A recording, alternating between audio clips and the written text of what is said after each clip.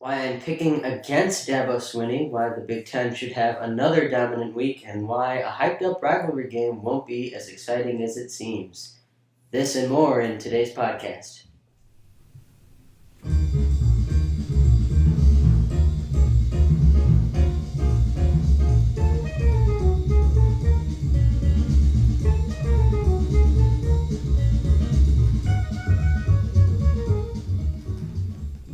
Welcome into the podcast, everybody. It is week 3 of the NCAA football season. We're going to have all the major storylines and predictions for the rest of the top 25, but first let's focus in on the Big Ten Conference. Now, there are 11 Big Ten matchups this weekend. The 3 teams with the byes are Maryland, Michigan State, and Indiana. And Indiana was not scheduled to be on bye this week, but they had a matchup with Florida International, and that game had to be canceled because several members of the FIU staff have connections to the areas hit by Hurricane Irma.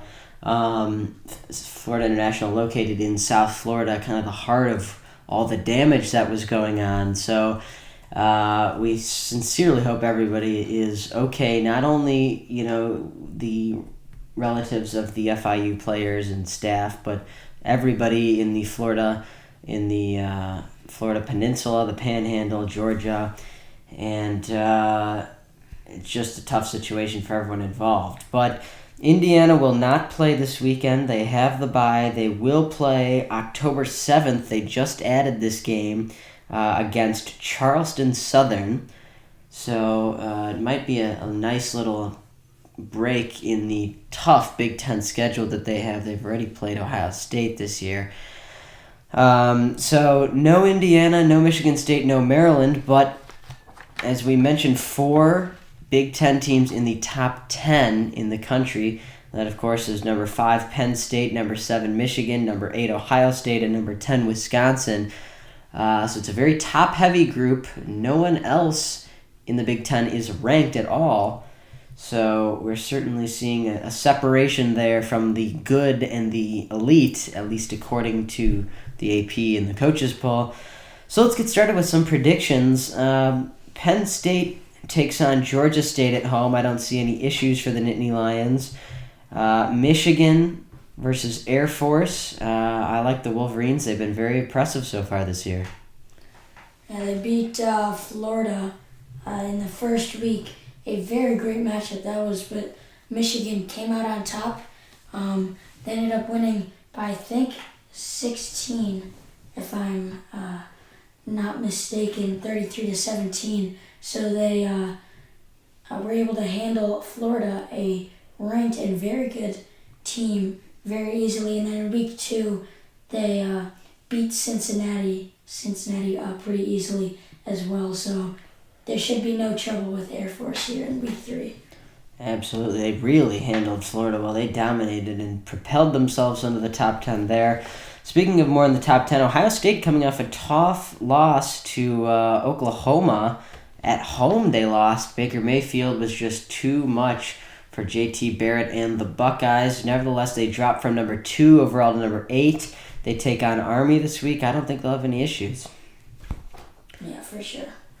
Number 10, Wisconsin travels out to Utah, plays BYU. I like the Badgers in this matchup. Let's move to some of the non-ranked Big Ten matchups. First, starting in Lincoln, I like the Cornhuskers of Nebraska against Northern Illinois, producer John. Yeah, same here. Northern Illinois used to be a very prominent team. I remember a couple years ago, they played Florida State in a New Year's Six Bowl. But since then, they've really declined. Nebraska looks to be a good team, a strong team as always. They haven't really replicated their great seasons like they had before they joined the Big Ten. I don't think they'll have another one of those seasons, but I think they'll start to be on the rise here, and Northern Illinois shouldn't be too tough an opponent for them this week. Yeah, most people were concerned after week one. They had a hard time with Arkansas State. They ended up winning by only by a touchdown. That was 43-36. And then last week, many would consider one of the best non-conference matchups, in a very long, or I'm sorry, best non-ranked matchups in a very long time. They took on Oregon, and that was a one-touchdown game as well. They ended up losing 42-35. But I think that they will bounce back this week. Still, also in the Big Ten, Iowa as a home game against North Texas. I don't see the Mean Green coming into Iowa City and pulling off an upset, so I like the Hawkeyes here. Minnesota takes on Middle Tennessee, and the interesting thing about Middle Tennessee is that they have the capability to pull off an upset like this at TCF Bank Stadium. I don't think they will, though. I think PJ Fleck's team will overpower Middle Tennessee and will have no trouble there. And Minnesota, though, hasn't had a big test yet. Middle Tennessee, I don't expect to be a huge test for them, but I haven't bought into the whole PJ Fleck hype yet. And they haven't.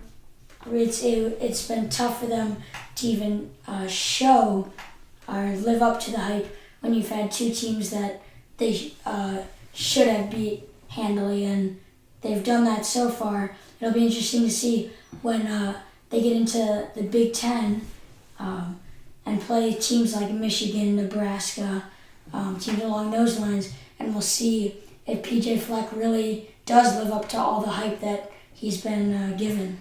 Yeah, that's an excellent point. They really have not been tested at all. They played, the Max Seller team, Buffalo, and only won 17-7. They had a really, really tough time shaking the Bulls. And then they traveled out to Oregon and played Oregon State, who has just been atrocious in the last 5 years or so. Won 48-14. I don't think Middle Tennessee will be much of a challenge, but they'll have a bye week next week, and then after that, they'll have their first real test when they host Maryland. So that'll be a very exciting game, I think, to see where both teams are at. For sure.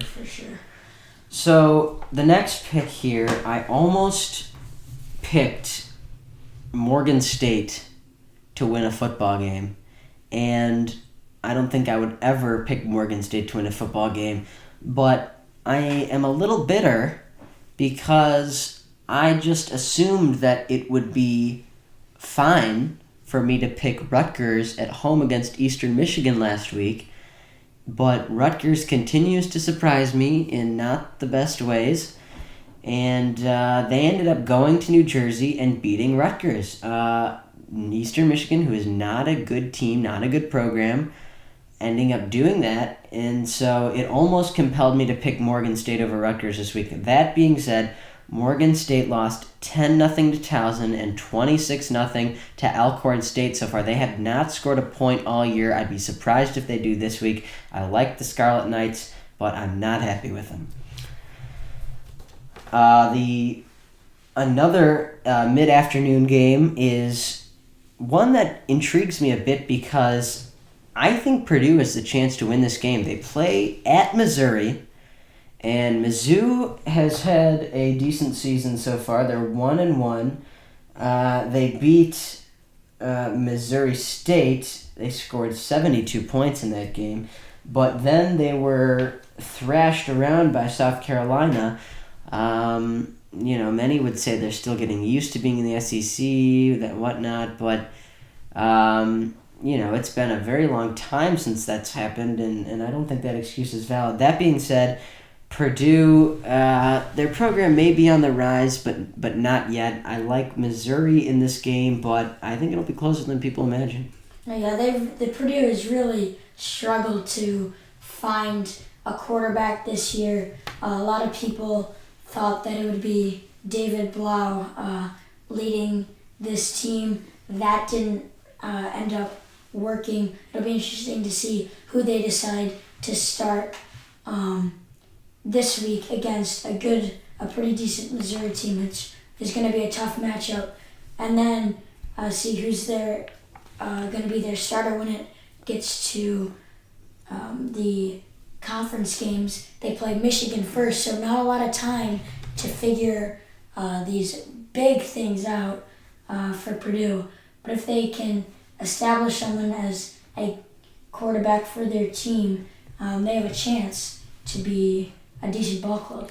Yeah, they have a brutal schedule to start conference play, but I think it cools off a bit as you get going. As you mentioned, they have Michigan right off the bat, Minnesota, and Wisconsin, but then you look at the rest of their schedule, and it's the last 6 games of the year, and I wouldn't be surprised if they won maybe 3 of those games. It's Rutgers, Nebraska, Illinois, Northwestern, Iowa, and Indiana. So, you'd like to see some improvement from the program down in West Lafayette, but I don't think it'll come right away. And then the final game in the Big Ten schedule for this week is a night game, a rare non-conference night game for Northwestern as they take on Bowling Green. Northwestern in week 1 showed a little bit of bumpiness, uneasiness perhaps. It took them nearly 2.5 quarters to beat Nevada, but once they did, their stars came out. Clayton Thorson played well. Threw for over 350 yards. Justin Jackson ran for over 110 yards. So the Stars can make plays, but then they went to Duke last week and just got outperformed in every category. No, it really was. The offense couldn't generate really anything. They had 191 total offensive yards. Then you go to the defensive end, and Duke had a combined 538 yards, 305 passing, and 233 rushing. So the defense couldn't stop anything that Duke was throwing at them. Of course, it didn't help that the offense wasn't on the field for much because they really got shut down. 1 for 10 on third downs for the offense, and that's not a good sign. Against Bowling Green, they need to bounce back. They need a strong performance because right off the bat, then they go and play Wisconsin after a 1-week bye. But Wisconsin's the 10th best team in the nation, so a really, really tough opener in the Big Ten. Yeah, I do like Northwestern to beat Bowling Green. It'll be interesting to see, like you said, how they respond from last week. And that'll wrap up the Big Ten picks. Now let's move on to the top 25. And I will say there aren't many great matchups this week. Last week we were very lucky. We had 4 top maybe 20 matchups. And it was just outstanding. It was fun to watch. I flipped between all 4 channels, and I don't think I saw a commercial once because there was always a game on. So I think let's start from the top. Number 1, Alabama plays Colorado State. I think that's a pretty safe bet there, as is Oklahoma, which moved up to the number 2 spot after defeating Ohio State. They face Tulane at home. And then there's perhaps this weekend's powerhouse matchup. Number 3, Clemson. That's right. It's out there. Number 3, Clemson. Number 14, Louisville. Dabo Swinney's team faces off against Lamar Jackson, and we've heard a lot from Dabo Swinney about how hard it is to contain Lamar Jackson, the returning Heisman winner. But I'm not really buying the Dabo Swinney hype, at least for this year. Last year they had an elite quarterback in Deshaun Watson. You're already seeing him doing great things in Houston. And I'm going to pick Louisville on the upset. They're at home. They've played well this year. And despite Clemson coming off an impressive 14-6 victory over ranked Auburn, I think I'm going to go with the Cardinals here. Lamar Jackson is really a special player. He, of course, is another contender for the Heisman again this year. He's really something special. I'm not sure if Clemson can contain him. It's a great matchup. Of course, Lamar Jackson, fresh in his mind last year, the heartbreaking loss to Clemson, really in most of the Louisville players, all of the returning players, fresh in their minds of their loss last year. So it'll be interesting to see how they respond this year with a little chip on their shoulder. For sure. So let's move on to some of the, I think, easier picks to make this week. I like number 13, Georgia against Samford. That was a good performance they put up last week against Notre Dame to hang on and win that game.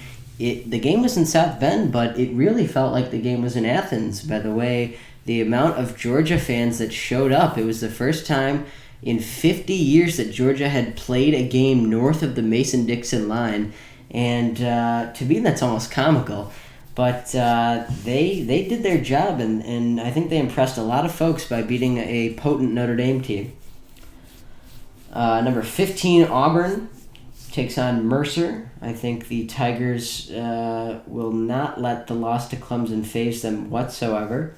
Number 16, Virginia Tech at East Carolina. This was a little bit of a tougher matchup, but I think the Hokies have it handled. And number 20, TCU, I like against SMU.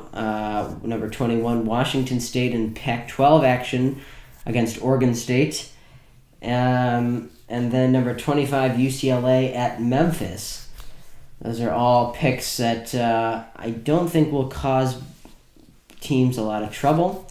Some upsets I have in the top 20, I have Vanderbilt at home beating number 18 Kansas State, and that may come as a surprise to people, but I think the program's on the up. I think Kansas State's a little overrated, and I would not be surprised if... Another upset pick I like this week is San Diego State as they play host to number 19 Stanford.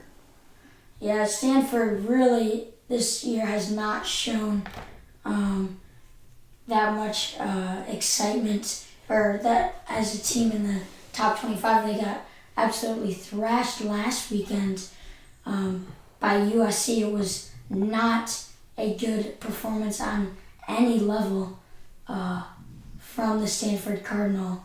So it'll be interesting to see how they can bounce back with another tough matchup this week. Yeah, San Diego State, they beat UC Davis pretty handily, but then they also beat fellow Pac-12 opponent Arizona State, and that was on the road, and obviously Arizona State is not what they once were, but it is still an impressive win when you're in the group of five in the WAC, and you come out to a Pac-12 stadium and you beat Arizona State. So I like San Diego State. I think it'll be a good game to watch. I think Stanford will put up somewhat of a fight, I would hope. But I like the Aztecs there. San Diego State is also always a great sort of sleeper team that every year seems to have at least one big game that not a lot of people are expecting. But this is what we have come to expect, is San Diego State always putting up at least a good fight with these top 25, top 30 teams. Set to be a good matchup. So we have another top 25 matchup, and that's number 23 Tennessee and number 24 Florida. And I'm picking the Volunteers to go on the road and beat the Gators, something they have not done in a couple of years. They have not handled the rivalry very well. They've blown big leads. They've lost in overtime. But I think Butch Jones's team is legit. I think they've had a pretty convincing resume so far. They beat Georgia Tech in double overtime in just a thrilling game that was so much fun to watch, and then they only held Indiana State to 7 points last week. So I think Tennessee's got what it takes. I know Florida has only played one game. They that absolute beatdown to Michigan. But I really think the winner of this game has a chance at the best chance, I think, of winning the SEC East. And I think the loser of this game really would be put out of contention for that SEC East title. Yeah, Florida has only had one game to prepare for this key and pivotal matchup. Like you stated, their game against Northern Colorado was canceled due to Hurricane Irma. if you want to donate to the Red Cross for Hurricane Irma efforts, we will have a link in the description of this video. But having only one game, a game in which they lost by 16 to Michigan, as mentioned earlier, to prepare for this really is, I don't know, I don't want to say that they won't be ready, but obviously they have another week of preparation, but that was probably full of distractions because of the hurricane that hit. So all the adversity that's been thrown at them, see how they respond in this very big matchup, as you stated. Number 12, LSU takes on Mississippi State. That game is at Mississippi State. I think that'll be a much closer game than people realize. Neither team has been tested very much, so it'll be interesting when these two teams lock horns and play a good old-fashioned SEC ball game and see which team comes out on top. Inside the top 10 now, Oklahoma State is at Pittsburgh. I like the Cowboys to take that game. Number 6, Washington hosts Fresno State. I don't think there'll be any issues there. And then finally, rounding out the top 25 is the supposed rivalry game that everyone's been hyping up. I've seen a lot of commercials. I've seen a lot of smack talk. Everyone says, remember the last time these two teams played each other? And to be fair, it was a game for the ages, but I don't see anything happening in this game other than USC smacking down Texas. Texas, I mean, they're 1-1 on the year. USC has proven so far this year that they really are among the elite teams. Obviously, absolutely demolishing Stanford last week. Really showed how good they were.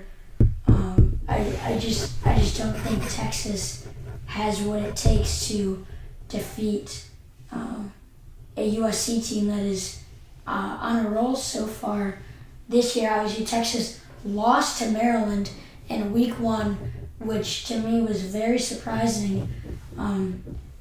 After that, they responded really well, winning 56-0 against San Jose State, but that's not a real threat. It was impressive performance. But again, a top 5 team in USC, I don't see Texas having the manpower to knock them off. I think the atmosphere will be cool at the LA Coliseum. I think it'll be cool, pre-game and perhaps tailgating, but I don't think this game will be close. I think Tom Herman's job is already on the hot seat. I think the loss to Maryland, while now it looks like a good loss, but it's still at the time, a team, Texas losing to a team up north from the Big Ten does not bode well at all. They bounced back, beating San Jose State 56-0 last week, but I do not think that they will be any match for USC. Well, that'll conclude this week's NCAA football predictions. We look to see you next week as we have a bunch of good matchups then. Until then, so long, and we will see you next time.